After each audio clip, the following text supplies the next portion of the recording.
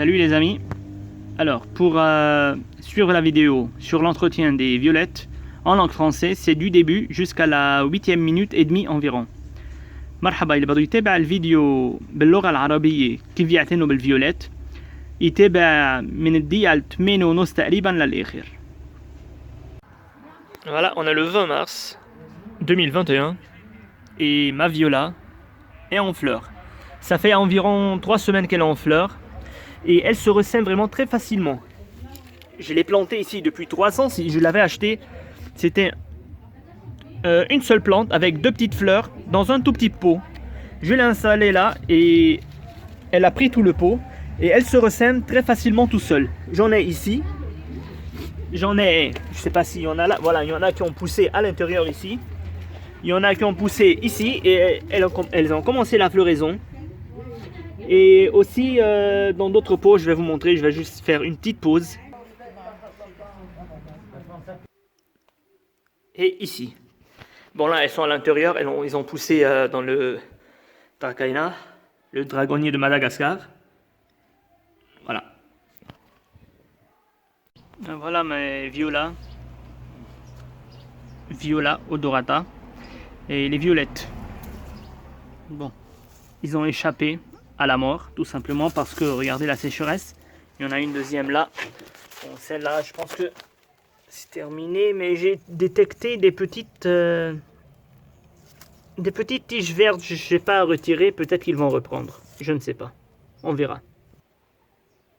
Et là, il y a des bébés qui sont en train de pousser par graines. Ça se multiplie facilement. Bon, là, les feuilles sont mortes à cause de la sécheresse. Ça, j'ai déjà fait une vidéo là-dessus, sur mes plantes qui sont mortes et qui ont été touchées. C'est sur ma chaîne YouTube. Hein. C'est à cause de la crise politique et économique au Liban. C'est tout. Il n'y a pas d'eau, il n'y a pas d'électricité, patati patata. Je ne vais pas parler la même chose à chaque fois. Donc, on va commencer avec la plante. Pour l'origine, c'est une plante qui nous vient d'Europe, donc originaire d'Europe. Pour la température, la rusticité, moins 15 sans problème. Donc, si vous êtes dans des régions où la température ne descend pas à moins 15 degrés, elle peut rester au jardin sans problème. De toute façon, elle a toujours ses feuilles ici, au sud du Liban, on est à 700 mètres, c'est dans mon village. Là, nous sommes le 22 juillet 2021. Pour l'exposition, la mi-ombre et le soleil. Bon là, ils ne sont pas au soleil totalement, mais ils sont à la mi-ombre. Il y a le soleil le matin, mais l'après-midi, on est à l'ombre comme vous le voyez là. Il n'y a pas de soleil maintenant parce qu'on est à l'après-midi. Pour la floraison, c'est une plante qui va fleurir à la sortie de l'hiver et au printemps, ça dépend des régions. Ici au Liban, elle commence, ici dans mon village, elle commence à fleurir à partir de la fin d'hiver jusqu'à la fin du printemps. Pour la multiplication, je vous ai montré, c'est par semis, ça va se multiplier partout dans mon jardin, elle pousse presque partout. J'ai plusieurs violas que j'ai détectés dans mon jardin, dans des pots, en pleine terre. Pour l'arrosage, voilà, c'est une plante qui ne va pas supporter la sécheresse. Moi, mon système, il est réglé à une fois chaque 3 jours, mais parce qu'il n'y a pas de courant et il n'y a pas d'eau, la plante n'est pas arrosée, c'est pour ça qu'elle sèche. Elle est restée 2 semaines sans arrosage et voilà le résultat. En hiver, en pot, en pleine terre, on ne va pas l'arroser sauf si il y a une période de 2 ou 3 semaines sans pluie, d'accord, on va arroser, la terre va commencer à sécher, mais s'il pleut, on ne va pas arroser. En pot, hiver comme été, on va s'assurer que le sol commence à sécher environ au quart, disons 3-4 cm avant d'arroser à nouveau. Si le sol il est humide à la surface, n'arrosez pas, c'est que la plante n'a pas besoin d'eau. Il aura un excès d'eau qui sera nuisible pour la plante. Vous allez faire pourrir les racines et la plante va mourir. Mais en été, en général, moi je les arrose ici au Liban, une fois chaque 3 jours, une fois chaque 4 jours, mais pas plus. Ne laissez pas le viola sans eau plus que 4 jours, c'est pas bon. Surtout si elle est en plein soleil, parce que l'eau va s'évaporer très rapidement. Bon, pour le sol, c'est une plante qui va aimer n'importe quel sol. Là, elle est dans de la terre de jardin, il n'y a pas de terre précise ici. Terre de jardin, elle va pousser dans une terre... Ma terre de jardin, de toute façon, elle est un peu calcaire, donc elle va s'adapter au calcaire. Elle va s'adapter à un sol acide. n'importe quel sol. Mais si vous voulez la garder en pot, de préférence, c'est une plante qui va fleurir. Donc de préférence, choisissez un terreau spécial plante fleurie. Si vous n'avez pas trouvé n'importe quel sol, il n'y a pas de problème. Pour le rempotage, disons, quand elle va coloniser tout le pot, après 3 ans, voire 4 ans, ça dépend, on va le planter dans un pot plus grand pour lui laisser de la place. En plein terre, on ne va pas la rempoter, c'est logique. Maintenant, pour l'engrais, comme j'ai dit, c'est une plante qui va fleurir au printemps et en été, une fois par mois ou une fois chaque 1 mois et demi, on va lui faire un apport en engrais spécial plante fleurie. C'est un engrais liquide qu'on va mélanger avec de l'eau. Bon, pour la taille, bien sûr pas de taille, elle n'a pas de tige, donc pas de taille, juste un nettoyage. Ça, je vais tout nettoyer après la vidéo. Pour les insectes et les maladies, bon, à part la pourriture dans les racines, si vous arrosez trop, il n'y a pas de problème. Mais pour les insectes, il n'y a pas... Je l'ai depuis près de 4 ans maintenant, et j'ai jamais vu un seul insecte. Mais elle peut être atteinte par les aleurodes. Les aleurodes, c'est des petits papillons blancs. Il faut juste un scotch, il faut juste retirer les papillons blancs et c'est terminé. On peut trouver aussi des cochenilles farineuses. Les cochenilles farineuses, il n'y a pas de problème. On va juste retirer les cochenilles avant qu'elles se développent totalement sur la plante, parce que si elles se développent, attention, ça sera difficile de s'en débarrasser, même avec une méthode bio. C'est pas vraiment... Moi je suis contre le pesticide, donc vous serez obligé d'utiliser du pesticide. Moi je suis contre le pesticide, donc faites vite. Dès que vous trouvez une cochenille farineuse, on la retire, on l'écrase, on le tue, on ne le laisse pas sur la plante. Et on a aussi, voilà, il y en a un ici, là je vais le retirer après, les limaces et escargots. Bon, les limaces et escargots, bon, lui il dort parce que c'est l'été. Ils vont venir peut-être grignoter quelques feuilles, mais c'est pas grave. Bon, de toute façon ils vont pas. Moi j'ai pas trop d'attaques, c'est le seul sur ma plante. Mais si la plante est en pleine terre, elle sera plus exposée. Donc tout simplement du piment fort, du piment en poudre et de la cendre de bois. On va tout mettre un tout petit peu aux alentours de la plante. Les limaces et les escargots ne vont pas aimer, donc ils vont pas approcher à la plante. Voilà. Bon, c'était tout pour le viola. voilà. Et à bientôt pour une nouvelle vidéo. وهيدا الفيولا تعولي هي نحن ب 20 مارس 2021 20 شهر 3 صار لها تقريبا 3 جماع او 4 جماع عامله ورد. هلا هيدي لما اشتريتها كانت شتله واحده صغيره ببو كتير صغير، كان في بس وردتين من 3 سنين. حطيتها هون، عبيت لي البو، ومطرح ما بتوقع البذره هلا في عندي بالجنينه، بس ما حقعد فتش، بدي فرجيكم بس الموجود بالبو. مثلا بتفرخ بسهوله. عندي هون فرخت هون، عندي هون كمان مفرخه جوا، عندي هون مفرخه كمان، وهون اصلا بلشوا يعطوا ورد. حفرجيكم محل تاني. هلا هول طالعين بالبو تبع الدراكاينا، هلا موجودين دراغوني دو مدغسكار، موجودين جوا لانه ما بتتحمل برد. هلا شو رح اعمل فيديو عنهم. هيون الفيوليت مفرخين هون كمان. اوكي، هلا بدي احكيكم عن الفيوليت او الفيولا اودوراتا. طبعا هيدي ميبسه لانه قلت لكم لايف، حطيت فيديو عن النبات اللي ماتوا عندي، البلانتات اللي ماتوا عندي، لانه من وراء الازمه الاقتصاديه والسياسيه بلبنان ما عم تيجي الماء، ما عم تيجي الكهرباء، السيستم ما عم بيدور عندي. صار له جمعتين بلا سقايه. هلا سقيتهم منيح من فتره، رجعوا عملوا لي جديد. هلا مثل هون عندي ما بعرف في بعد ورق اخضر، تركهم ما بدي استعن لنشوف شو بده يصير فيهم. وهاي اكزامبل صغير. هولي فرخوا بذر، حيتركهم يكبروا لانه بتفرخ وين ما كان بتفرخ. فما حاحكي ليه ماتوا، خلص عملت فيديو عن البلانتات موجود على اليوتيوب عندي، اذا بدكم تشوفوا موجود على اليوتيوب عندي على الشين.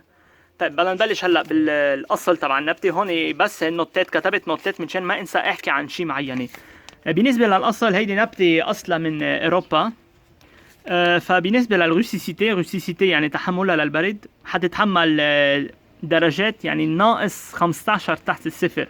يعني اذا كنتوا بمنطقه الحراره بتنزل لل 15 تحت الصفر ما في مشكله، النبته حتتحمل. ففيكم تزرعوها برات البيت، ما في ولا اي مشكله. الاكسبوزيسيون مطرح ما لازم نزرعها، فينا نزرعها او بالشمس الافضل او مي اومبر. مي اومبر يعني شوي شمس وشوي في، يعني مثل ما زرع انا هون حطيتها على المي اومبر. هون الصبح هلا شايفين في في، في ضوء بس ما في شمس، لانه الصبح بتضرب الشمس تقريبا شي 4 ساعات، بعدين بعد الظهر بتلف ورا البيت. ملتيبليكاسيون هلا فلوريزون، هلا فلوريزون وصلنا فلوريزون يعني الورده تاعولتها. هيدي النبته حسب المناطق. هلا بلبنان حتعطينا تبلش تعطينا الورده تاعولتها بنص الشتويه تقريبا لاخر الربيع. هلا باوروبا بيختلف شوي الوضع، يمكن اخر الشتويه واول الربيع، بس هون بلبنان نحن هون بجنوب لبنان على 700 متر الورده بتبلش تقريبا نص الشتويه لاخر الربيع. ملتيبليكاسيون كيف نشتل منها؟ طبعا بذر اصلا بتوقع وين ما كان بالجنين، وعندي منها طالعه وين ما كان بالجنينه لانه دغري بتفرخ. اغوزاج لسقايه مثل ما شايفين، مش لازم تتركوا، هيدي النبته ما بتحب ابدا الجفاف بالارض، شفتوا كيف شو صار فيها.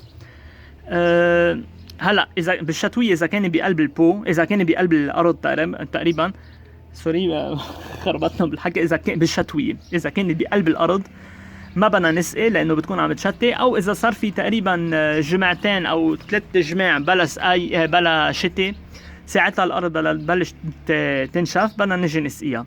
بس بالبو بالصيفيه او بالشتويه بدنا نتاكد 100% انه الارض بلشت تنشف على الربع تقريبا، يعني 4-5 سم قبل ما نرجع نسقي، لانه اذا الارض كانت رطبه من فوق ما حنسقي، لانه بيصير عندها زياده مي وبيهروا لها شروشها والنبته حتموت.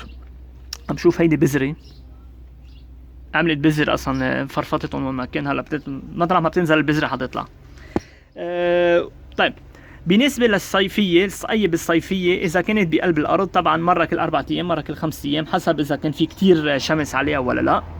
بقلب البو فيكن أنا مرجلج السيستم الأغوزاج عندي على كل 3 أيام بالصيفية، بس لأنه ما عم بيدور السيستم لأنه ما في كهرباء وما في مي، ما جيت الجمعتين لقيتها كلها ميبسه، صار لي فتره عم بعتني فيها، رجعت فرخت عن جديد مشي حالها. هلا في لكم كل 3 ايام كل 4 ايام بالشتويه بالصيفيه اذا كان بيبو، بس الافضل تنتبهوا على المي. اذا ممكن كل يوم، ما بعرف قد ايه في شوب عندكم، وما بعرف قد ايه الحراره حتبخر المي بقلب الارض. انا شخصيا بسقيها كل 3 ايام تقريبا.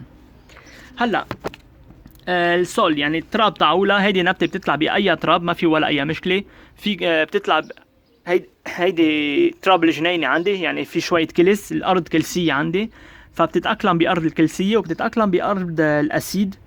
بس الافضل اذا بدكم تزرعوها ببو، هيدي نبته بدها تعطينا ورد، فبدنا نستعمل دايما تيرو سبيسيال بلانت فلوري، يعني تيرو خصوصي للورد. اذا ما لقيته مش مشكله، حيا لتراب يمشي الحال. غامبوتاج يعني اذا كبرت كتير غامبوتاج بدنا ننقلها لبو اكبر. هلا ما حنقلها هلا طبعا، بعد شي سنتين لنقلها لما بتاخد البو. لما النبته بتاخد البو كلها ساعتها ما عادش مجال، بدها مجال لترجع تكبر، تقريبا هيك كل 3 سنين بدنا نحطها ببو اكبر.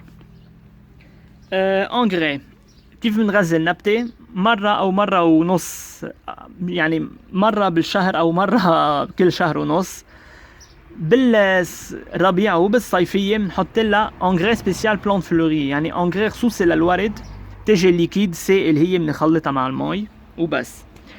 تشحيل ما بدها تشحيل، ما عندها خصون بس ورق، فبدنا نجي بس ننظف نعملها تنظيفه. هلا اخر الفيديو بعمل تنظيفه لهم، بشيل كل شيء يابس عنا. بالنسبه للامراض والحشرات، ممكن اذا سقيتوها كتير حيصير عندها امراض فطريه بالارض، فانتبهوا ما تسقوها كتير، اسقوا بس الحاجه تبع النبته. وعنا ليماس واسكارغو يعني البزاق، عنا وحده هون هلا نايمه لانه بالصيفيه البزاق بالصيفيه بتنام. منشان نتخلص منهم شو بنجي بنعمل؟ هلا بيبو صعبه ليطلعوا، ما عندي الا هيدي بس على النبته.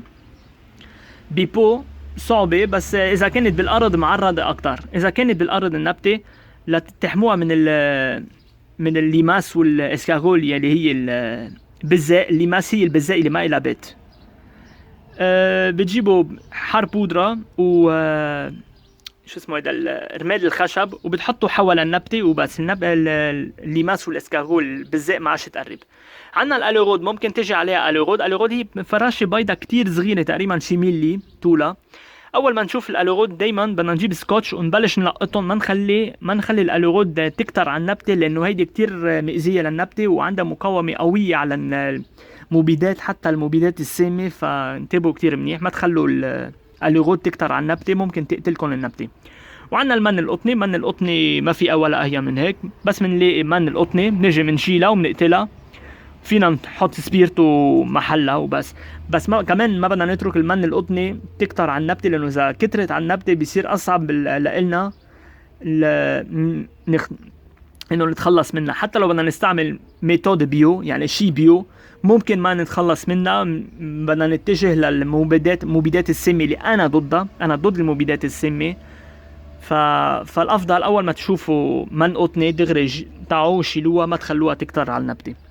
طيب هيدا كان كل شيء عن الفيولا، ما عادش عندي شيء اقوله، تقريبا قلنا كل شيء. وبنشوفكم بفيديو جديد عن نبته جديده.